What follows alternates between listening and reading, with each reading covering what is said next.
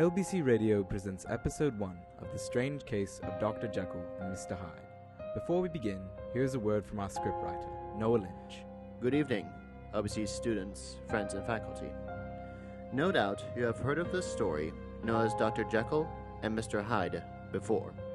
Perhaps in the form of the musical Jekyll and Hyde, or any one of the movies made from Robert Louis Stevenson's original book. However, like many stories, the true tale has been changed in such a way that many key details have been obscured or omitted in other retellings. Therefore, we now present our version of this drama that follows the book's context and settings, but have adapted it so that our LBC student actors can portray the story. Now, sit back and relax as our actors tell you part 1 of this new radio drama adaptation, the strange, sad, and suspenseful tale of Dr. Jekyll and Mr. Hyde.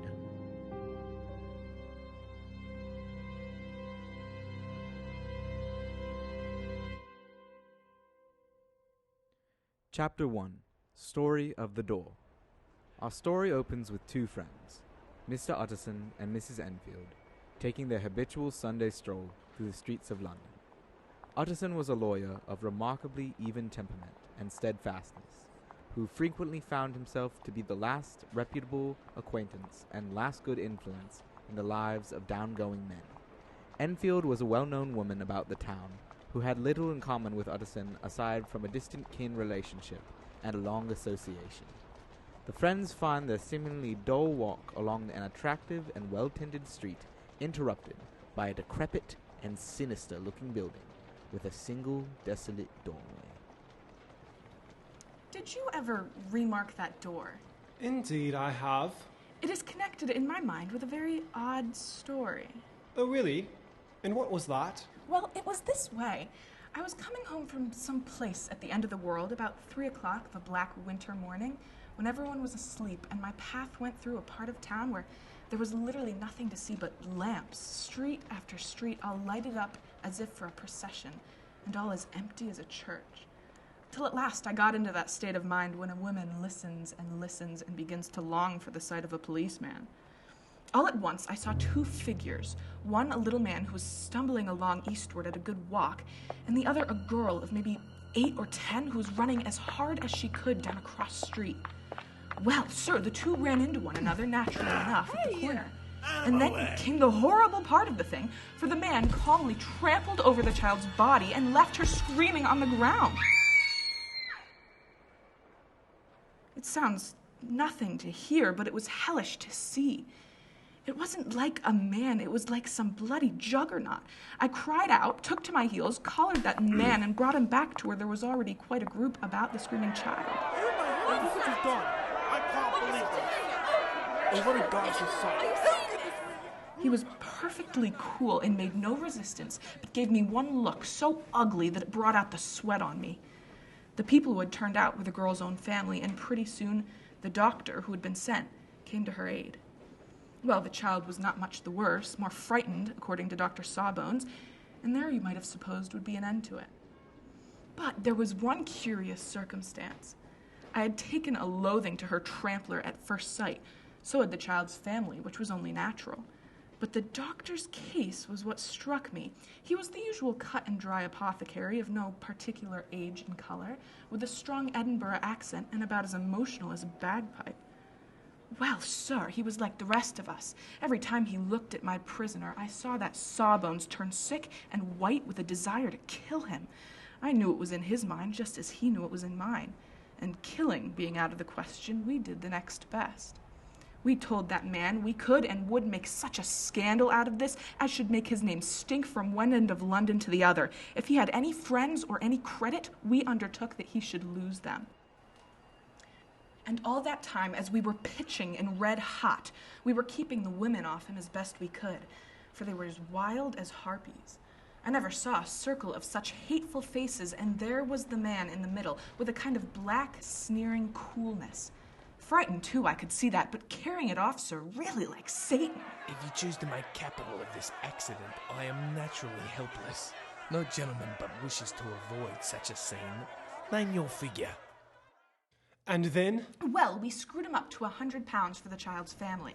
He would have clearly liked to stick out, but there was something about the lot of us that meant mischief, and at last he struck. The next thing was to get the money, and where do you think he carried us but to that place with the door? Whipped out a key, went in, and presently came back with the matter of £10 in gold and a cheque for the balance on Coots, drawn payable to bearer, and signed with a name that I can't mention, though it's one of the points of my story, but it was a name at least very well known and often printed. The figure was stiff, but the signature was good for more than that if it was only genuine. I took the liberty of pointing out to my gentleman that the whole business looked apocryphal, and that a man does not, in real life, walk into a cellar door at 4 in the morning and come out of it with another man's cheque for close upon £100. Set your mind at rest. I will stay with you till the bank's open and cash the cheque myself. So, we all set off. The doctor and the child's father and our friend and myself passed the rest of the night in my chambers, and next day, when we had breakfast, went in a body to the bank. I gave him the cheque myself and said I had every reason to believe it was a forgery. Not a bit of it. The cheque was genuine. Tut tut. Rather disappointing. I see you feel as I do. Yes, it's a bad story, for this gentleman was a fellow that nobody could have to do with. A really damnable man, and the person that drew the cheque is the very pink of the proprieties. Celebrated, too, and what makes it worse, one of your fellows who do what they call good.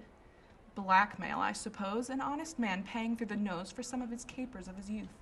Blackmail House is what I call that place with the door in consequence, though even that, you know, is far from explaining all.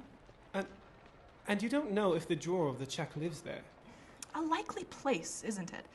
But I happen to have noticed his address. He lives in some sort of square. And you never asked about the place with the door? No, sir, I had a delicacy. I feel very strongly about putting questions. It partakes too much of the style of the Day of Judgment. You start a question, and it's like starting a stone. You sit quietly on the top of a hill, and away the stone goes, starting others, and presently some bland old bird, the last you would have thought of, is knocked on the head in his own back garden, and the family have to change their name. No, sir, I make it a rule of mine, the more peculiar the circumstance, the less I ask. A very good rule, too. Yeah, I think it is, but I have studied the place for myself. It seems scarcely a house. There is no other door, and nobody goes in or out of that one, but once in a great while, the gentleman of my adventure. There are 3 windows looking on the court on the first floor, none below. The windows are always shut, but they're clean.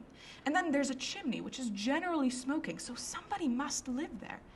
And yet it's not so sure, for the buildings are so packed together about that court that it's hard to say where one ends and another begins. But for all that, there's one point I want to ask. I want to ask the name of the man who trampled over the child. Well, I can't see what harm it would do. It was a man of the name of Hyde. Huh. And what sort of a man is he to see? He is not easy to describe. There is something wrong about his appearance, something displeasing, something downright detestable. I never saw a man I so disliked, and yet I scarce know why. He must be deformed somewhere, although I couldn't specify the point. He's an extraordinary-looking man, and yet I really can name nothing out of the way. No, sir, I can make no hand of it. I can't describe him. And it's not want of memory, for I declare I can see him in this moment. You are sure he used a key? My dear man. Yes, I know. I know it must seem strange. The fact is, if I do not ask you the name of the other party, it is because I know it already. You see, Isabel, your tale has gone home. If you have been inexact in any point, you had better correct it. Well, I think you might have warned me, but I have been inexplicably exact, as you call it. The fellow had a key, and what's more, he has it still. I saw him use it not a week ago. Very well. Here is another lesson to say nothing. I'm ashamed of my long tongue. Let us make a bargain never to refer to this again. With all my heart, I shake hands on that, Isabel.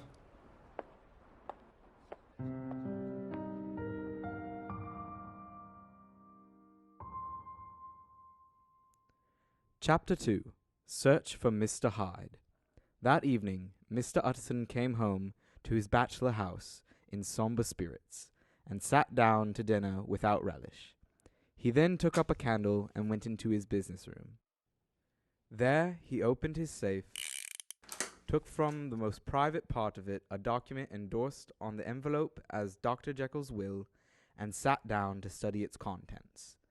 The will provided not only that in the case of the decease of Henry Jekyll, all his possessions were to pass into the hands of his friend and benefactor, Edward Hyde, but that in case of Dr. Jekyll's disappearance or unexplained absence for any period exceeding 3 calendar months, the said Edward Hyde should step into the said Henry Jekyll's shoes without further delay. This document offended him both as a lawyer and as a lover of the sane and customary sides of life. Before now, it was his ignorance of Mr. Hyde that had swelled his indignation. Now, by a sudden turn, it was his knowledge. It was already bad enough when Hyde was but a name. It was worse when it began to be clothed upon with the detestable attributes of a fiend. I thought it was madness, and now I begin to fear 'tis disgrace. With that, he blew out his candle, put on a greatcoat, and set forth in the direction of Cavendish Square, that citadel of medicine, where his friend, the great Dr. Lanyon, had his house and received his crowding patients. If anyone knows, it will be Lanyon. The solemn butler welcomed him and ushered him directly from the door to the dining room where Dr. Lanyon sat alone over his wine. This was a hearty, healthy, dapper, red-faced gentleman, with a shock of hair prematurely white and a boisterous and decided manner. At sight of Mr. Utterson, he sprang up from his chair and welcomed him with both hands. These two were old friends, both respecters of themselves and of each other. After a little rambling talk, the lawyer led up to the subject which so disagreeably preoccupied his mind. I suppose, Lanyon, you and I must be the 2 oldest friends that Henry Jekyll has. I wish the friends were younger. But I suppose we are. What of that? I see little of him now. Indeed. I thought you had a bond of common interest. We had. But it is more than 10 years since Henry Jekyll became too fanciful for me. He began to go wrong in mind, and though of course I continue to take interest in him for old sake's sake, as they say, I see and have seen devilishly little of the man. Such unscientific balderdash would have estranged Damon and Pythias. They have only differed on some point of science. It is nothing worse than that. Did you ever come across a protege of his, one Hyde? Hyde? No, never heard of him, since my time. That was the amount of information that the lawyer carried back with him to the dark, great bed on which he tossed to and fro all night. The mysterious figure of Hyde haunted the lawyer's mind all night, but the figure had no face by which he might be known. Even in his dreams it had no face, or one that baffled him and melted before his eyes, and thus it sprang up and grew rapidly in the lawyer's mind a singularly strong, almost an inordinate curiosity to behold the features of the real Mr. Hyde. If he could but once set eyes on Mr. Hyde, Mr. Utterson thought the mystery would lighten and perhaps roll altogether away. He might see a reason for his friend's strange preference or bondage, call it which you please, and even for the startling clause of the will. At least it would be a face worth seeing, the face of a man who was without bowels of mercy, a face which could raise up, in the mind of the unimpressionable Mrs. Enfield, a spirit of enduring hatred. From that time forward, Mr. Utterson began to haunt the door in the by-street of shops, in the morning before office hours, at noon when business was plenty and time scarce, at night under the face of the fogged city moon, by all lights and at all hours of solitude or concourse, the lawyer was to be found on his chosen post. If he be Mr. Hyde, I shall be Mr. Seek. And at last his patience was rewarded. It was a fine, dry night. By 10 o'clock, when the shops were closed, and the by-street was very solitary and very silent, Mr. Utterson had been some minutes at his post. when he was aware of an odd, light footstep drawing near. The steps drew swiftly near and swelled out suddenly, louder as they turned the end of the street. The lawyer, looking forth from the entry, could soon see what manner of man he had to deal with. He was small and very plainly dressed, and the look of him, even at that distance, went somehow strongly against the watcher's inclination. But he made straight for the door, crossing the roadway to save time, and as he came, he drew a key out from his pocket, like one approaching home. Mr. Hyde, I think. That is my name. What do you want? I see you are going in. I am an old friend of Dr. Jekyll's, Mr. Utterson of Gaunt Street. You must have heard my name, and meeting you so conveniently, I thought you might admit me. You will not find Dr. Jekyll. He is far from home. How do you know me? On your part, will you do me a favour? With pleasure. What shall it be? Will you let me see your face? Well, if you insist. Now I shall know you again. It may be useful. Yes, it is as well we have met. And to propose, you shall have my address. Good God. Can he too have been thinking of the will? And now, how do you know me? By description. Whose description? We have common friends. Common friends. Who are they? Jekyll, for instance. He never told you. I did not think you would have lied. Come, that is not fitting language. The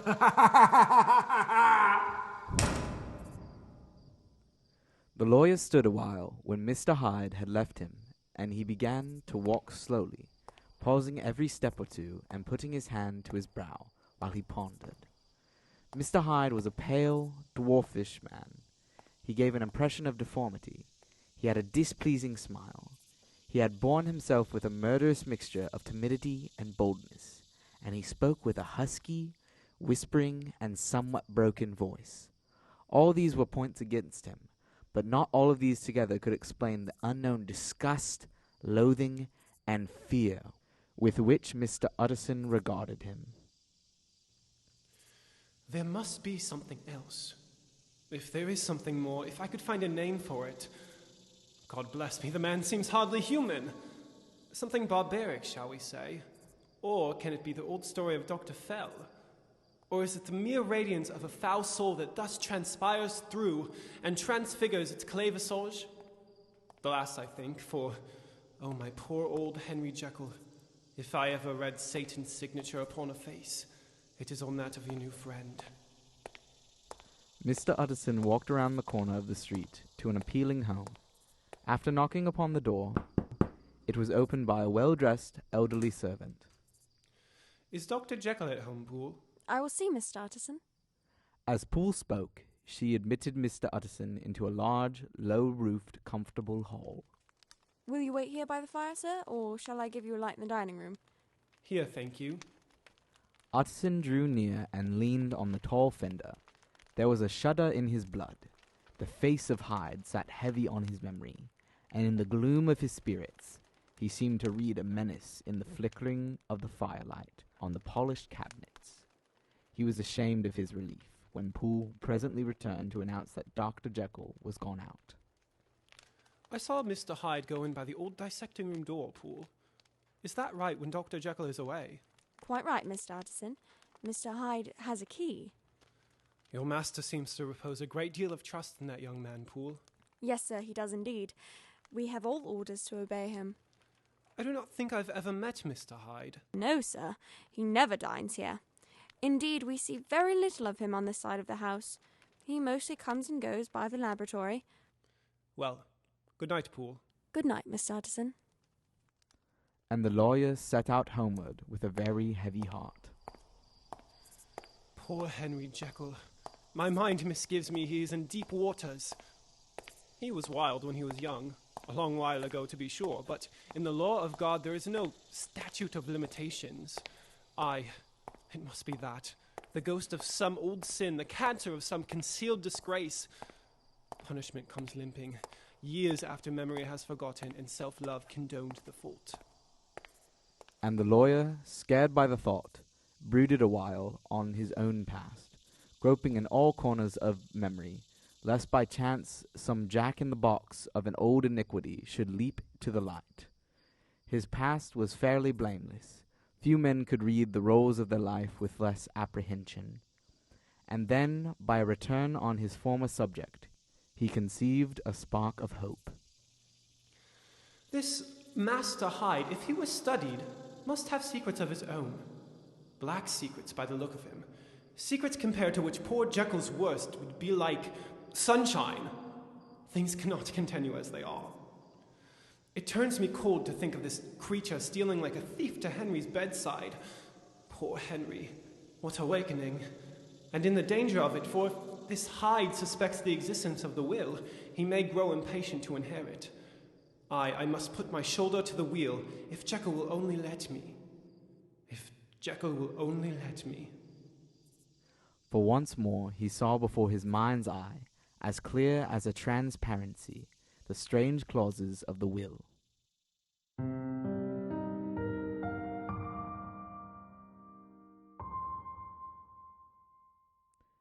Chapter 3. Dr. Jekyll was quite at ease. A fortnight later, by excellent good fortune, the doctor gave one of his pleasant dinners to some 5 or 6 old cronies, and Mr. Utterson was so contrived that he remained behind after the others had departed.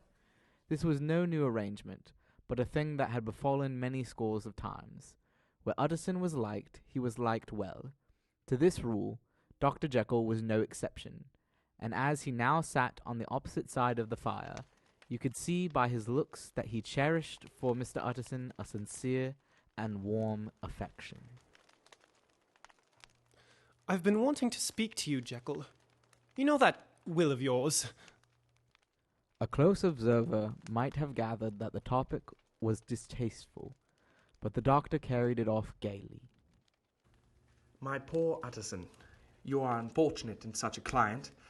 I never saw a man so distressed as you were by my will, unless it were that hide-bound pendant Lanyon, and what he called my scientific heresies. Oh, I know he's a good fellow. You needn't frown. An excellent fellow. And I always mean to be seeing more of him, but a hide-bound pendant for all that. An ignorant, blatant pendant. I was never more disappointed in a man than Lanyon. You know I never approved of it. My will?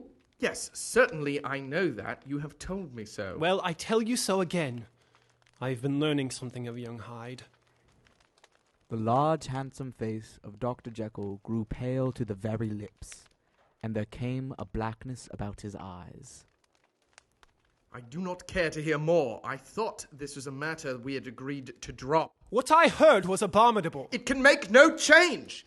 You do not understand my position. I am painfully situated, Utterson. My position is a very strange one.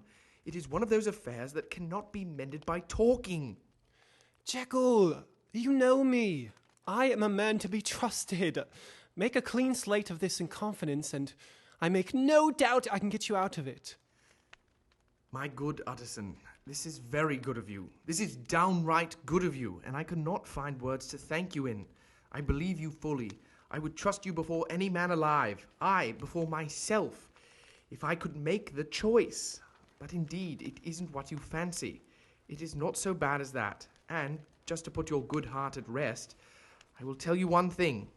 The moment I choose, I can be rid of Mr. Hyde. I give you my hand upon that, and I thank you again and again. And I will just add one little word, Utterson, that I'm sure you'll take in good part.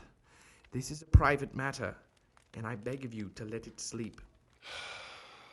I have no doubt you are perfectly right.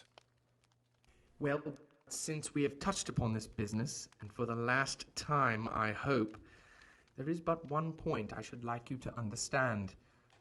I have really a very great interest in poor Hyde. I know you have seen him. He has told me so. And I fear he was rude. But I do sincerely take a very great interest in that young man. And if I am taken away, Utterson, I wish you to promise me that you will bear with him and get him his rights. I think you would, if you knew all, and it would be a weight off my mind if you would make me a promise. I can't pretend that I shall ever like him. No, I don't ask that. I only ask for justice. I only ask you to help him for my sake when I am no longer here. Well, I promise.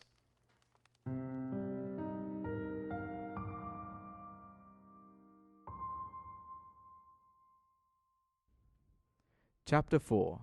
The Carew Murder Case.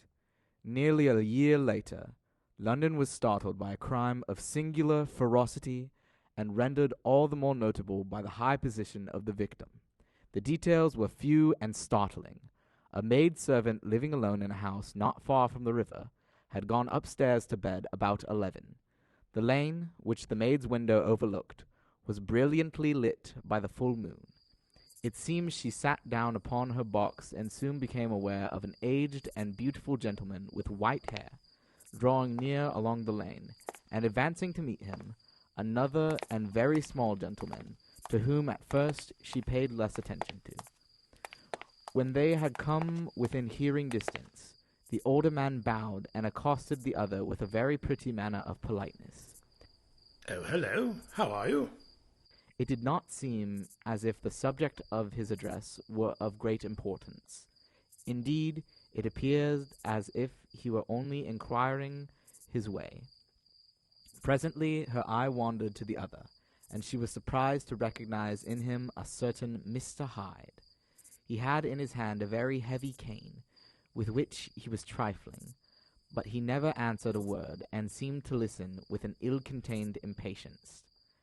And then, all of a sudden, he broke out in a great flame of anger, stamping his foot, brandishing the cane, and carrying on, as the maid described it, like a madman.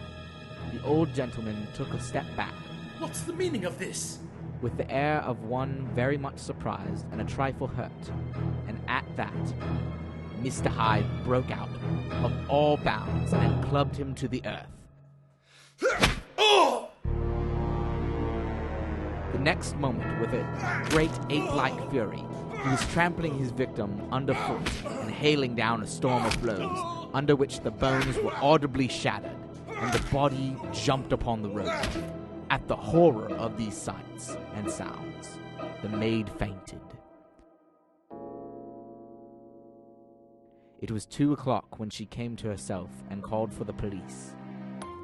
The murderer was gone long ago, but there lay his victim in the middle of the lane, incredibly mangled.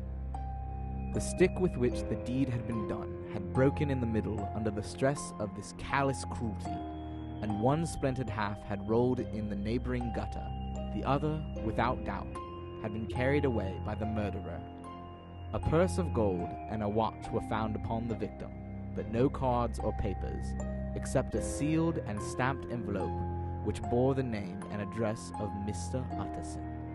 This was brought to the lawyer the next morning, and he drove to the police station, where the body had been carried.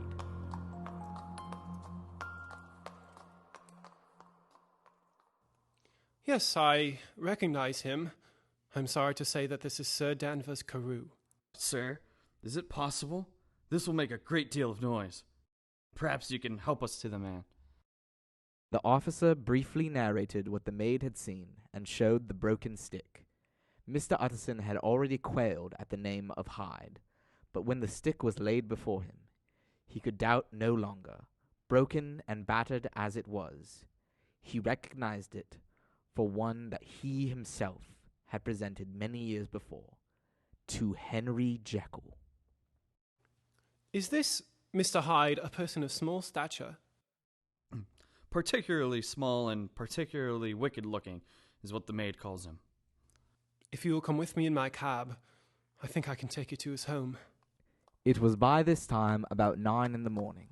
As the cab drew up before the address indicated, the fog lifted a little and showed him a dingy street, a gin palace, a low French eating house, a shop for the retail of penny numbers and twopenny salads, many ragged children huddled in the doorways, and many women of different nationalities passing out, key in hand, to have a morning glass. This was the home of Henry Jekyll's favorite, of a man who was heir to £250,000 sterling. An ivory-faced and silvery-haired old woman opened the door. She had an evil face, smoothed by hypocrisy, but her manners were excellent, and she answered their questions with efficiency. Yes, this is Mr. Hyde's, but he's not at home. He had been in that night very late, but had gone away again in less than an hour. There is nothing strange in that. His habits were very regular, and he was often absent. For instance, before yesterday, it had been nearly 2 months since I had seen him. Very well. Then we wish to see his rooms. I'm afraid that is impossible. I had better tell you who this person is. This is Inspector Newcomen of Scotland Yard. Ah, is he in trouble? What has he done? He doesn't seem a very popular character. And now, my good woman, just let me and this man have a look about it. The whole house, save for the old woman, remained otherwise empty. Mr. Hyde had only used a couple of rooms, but these were furnished with luxury and good taste. At this moment, however, the rooms bore every mark of having been recently and hurriedly ransacked. Clothes lay about the floor, with their pockets inside out, lock-fast drawers stood open, and on the hearth there lay a pile of grey ashes, as though many papers had been burned. From these embers the inspector unearthed the butt end of a green checkbook, which had resisted the action of the fire. The other half of the broken cane was found behind the door, and as this confirmed his suspicions, the officer declared himself delighted. I declare myself delighted. A visit to the bank, where several £1,000s were found to be lying to the murderer's credit, completed his gratification. My gratification is complete. You may depend upon it, sir. I have him in my hand. He must have lost his head, or he never would have left the cane, or above all, burned the checkbook. Why? Money's life to the man. We have nothing to do but wait for him at the bank and get out the shackles. This, however, was not so easy of an accomplishment, for Mr. Hyde had numbered few familiars. Even the master of the servant maid had only seen him twice. Only on one point did all who knew of him agree, and that was the haunting sense of unexpressed deformity with which the fugitive impressed his beholders.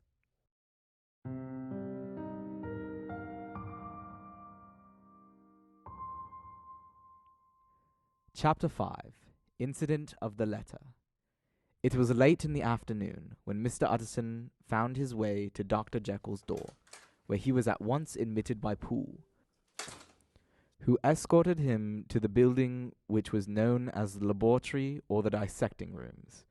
Inside, Mr. Utterson was at last received into the doctor's cabinet. A fire burned in the grate.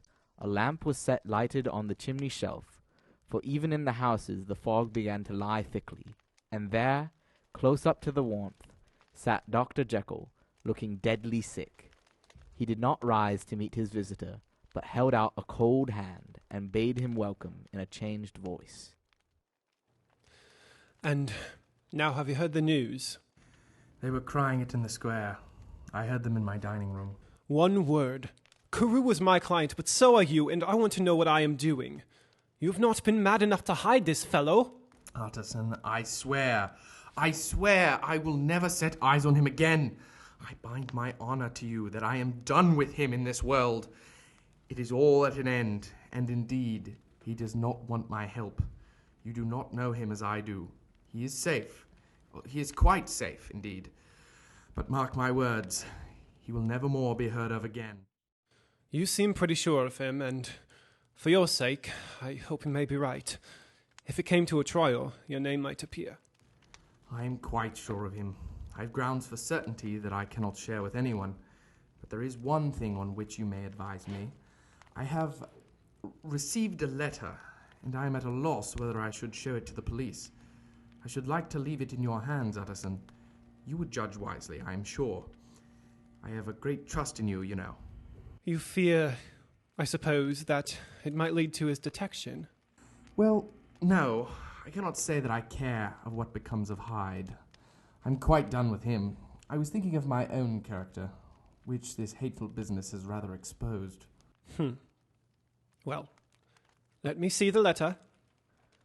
The letter was written in an odd, upright hand, and signed Edward Hyde, and it signified that Dr. Jekyll, whom he had long so unworthily repaid for 1,000 generosities, need labour under no alarm for his safety, as he had means of escape on which he placed a sure dependence. Have you the envelope? I burned it before I came to my senses, but it bore no postmark. The note was handed in. Shall I keep this and sleep upon it? I wish you to judge for me entirely. I have lost confidence in myself. Well, I shall consider. And now one word more. Was Hyde who dictated the terms in your will about that disappearance? Dr. Jekyll seemed seized with a qualm of faintness. He shut his mouth tight and nodded. I knew it! He meant to murder you! You have had a fine escape. I have had what is as far as to the purpose. I've had a lesson.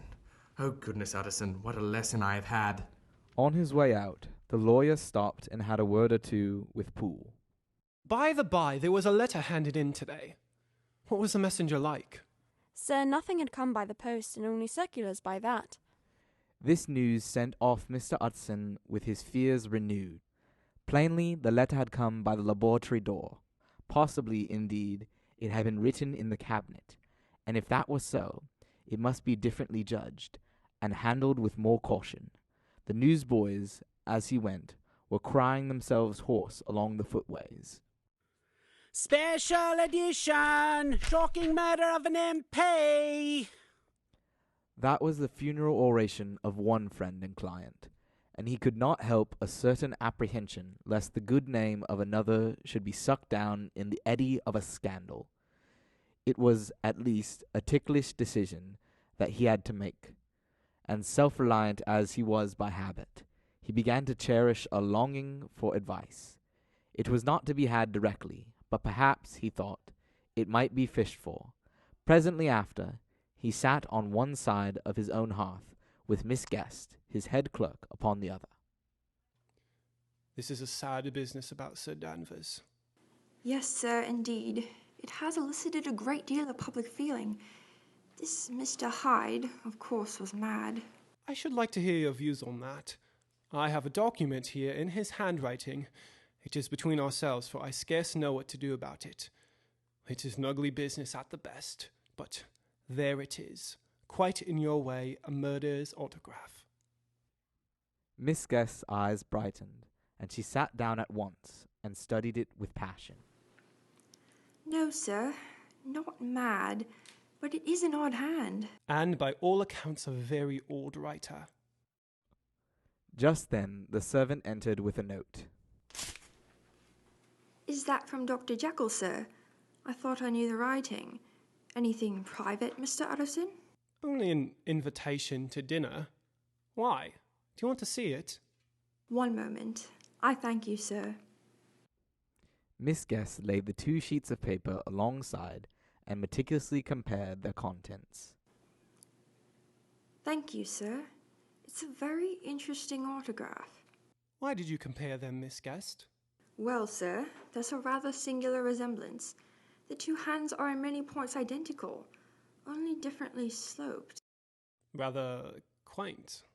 It is, as you say, rather quaint. I wouldn't speak of this note, you know. No, sir. I understand. But no sooner was Mr. Utterson alone that night than he locked the note into his safe, where it reposed from that time forward. What? Would Henry Jekyll forge for a murderer? And his blood ran cold in his veins.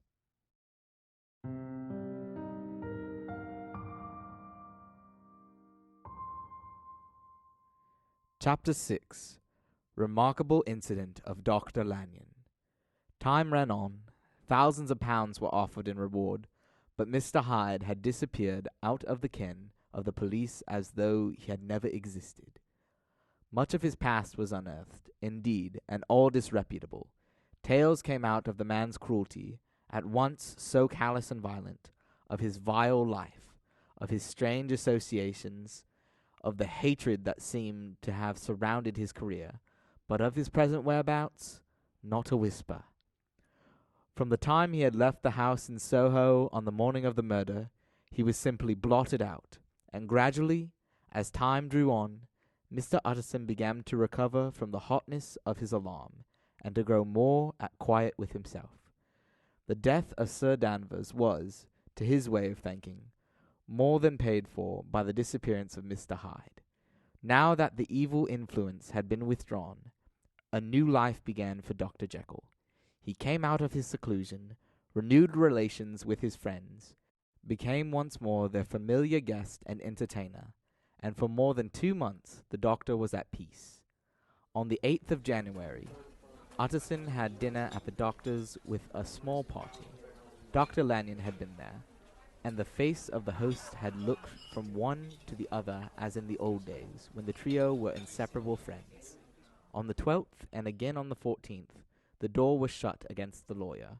On the 15th, Utterson tried again, and was again refused. The 5th night he had in Miss Guest to dine with him, and the 6th he betook himself to Dr. Lanyon's. There, at least, he was not denied admittance, but when he came in, he was shocked at the change which had taken place in the doctor's appearance. He had his death warrant written legibly upon his face. The rosy man had grown pale.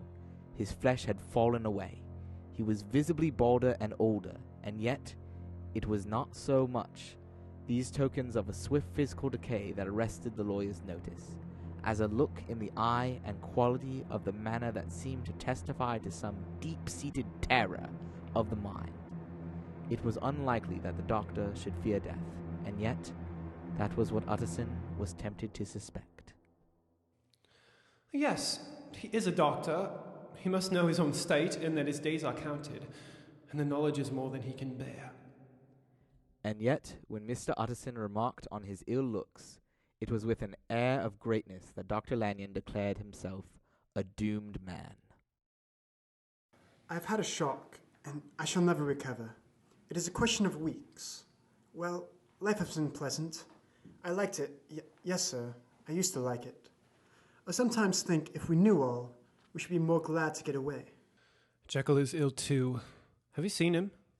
I wish to see or hear no more of Dr. Jekyll. I am quite done with that person, and I beg that you will spare me any allusion to the one who I regard as dead. Oh, tut, tut. Can't I do anything?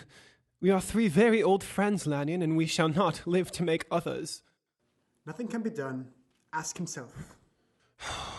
He will not see me. I'm not surprised at that. Someday, Utterson, after I'm dead, you may perhaps come to learn the right and the wrong of this. I cannot tell you. And in the meantime, if you can sit down and talk with me of other things, for God's sake, stay and do so.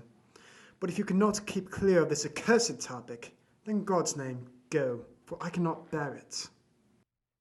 As soon as he got home, Utterson sat down and wrote to Jekyll, complaining of his exclusion from the house, and asking the cause of this unhappy break with Lanyon, and the next day brought him a long answer, often very pathetically worded, and sometimes darkly mysterious in drift. The quarrel with Lanyon was incurable. I do not blame our old friend, but I share his view that we must never meet. I mean from henceforth to lead a life of extreme seclusion. You must not be surprised, nor must you doubt my friendship, if my door is often shut, even to you. You must suffer me to go my own dark way. I have brought on myself a punishment and a danger that I cannot name.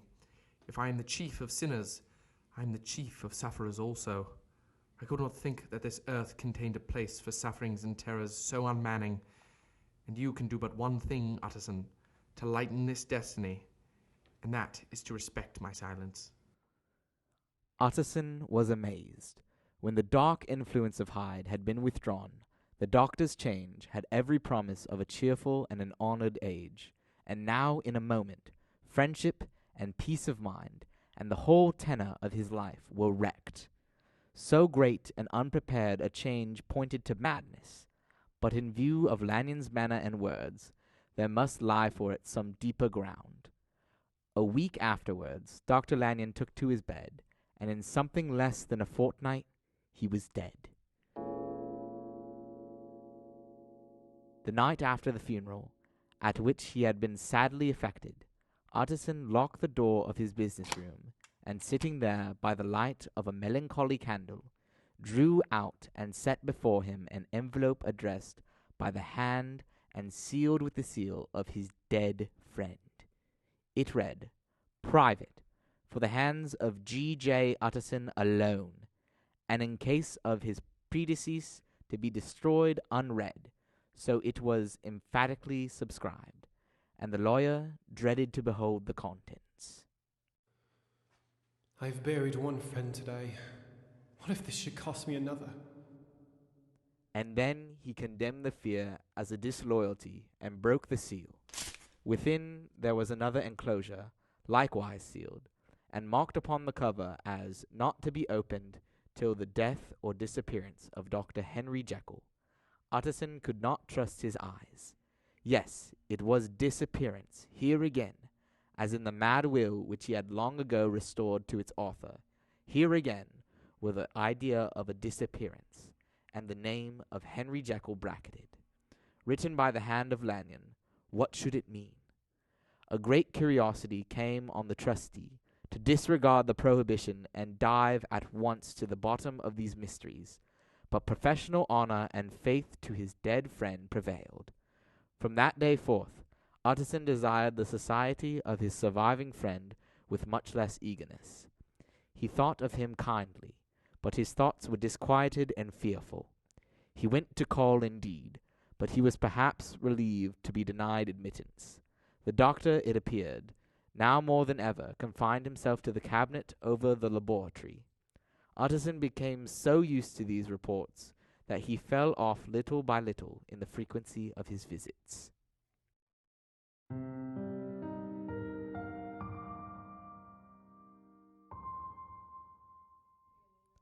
Chapter 7. Incident at the Window.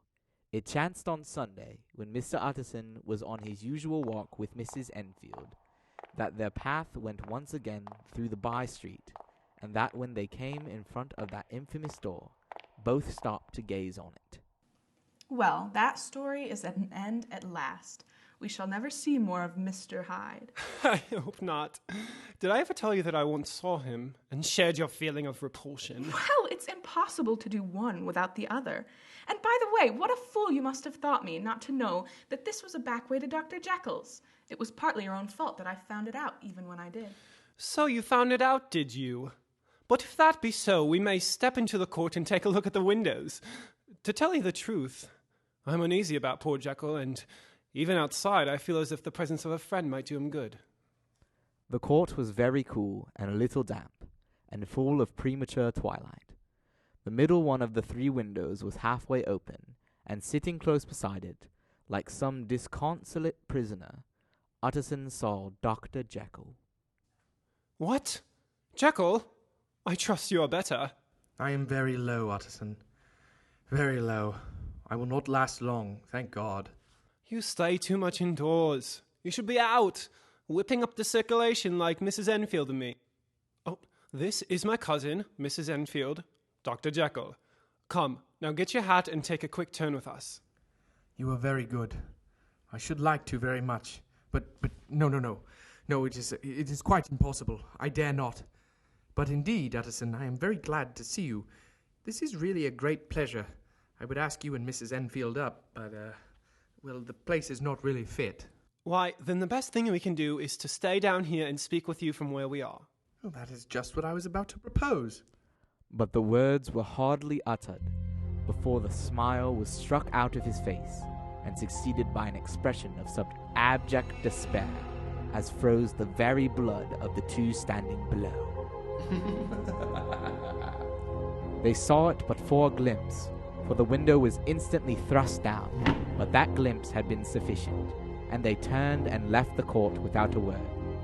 It was not until they had come into a neighboring street, where there were some stirrings of life, that Mr. Utterson at last turned and looked at his companion. They were both pale, and there was an answering horror in their eyes. God forgive us! Oh, God forgive us! But Mrs. Enfield only nodded her head very seriously, and they walked on once more in silence.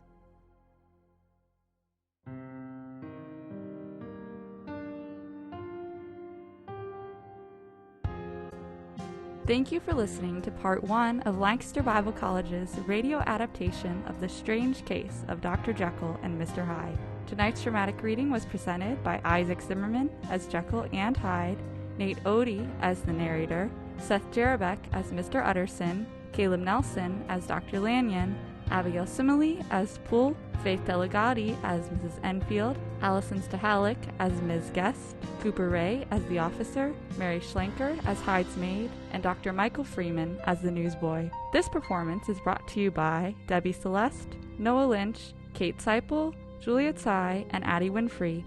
All music and sound effects were produced by Corey Rosen. Tune in on Sunday, April 18th at 4 p.m. for Part 2 of the story.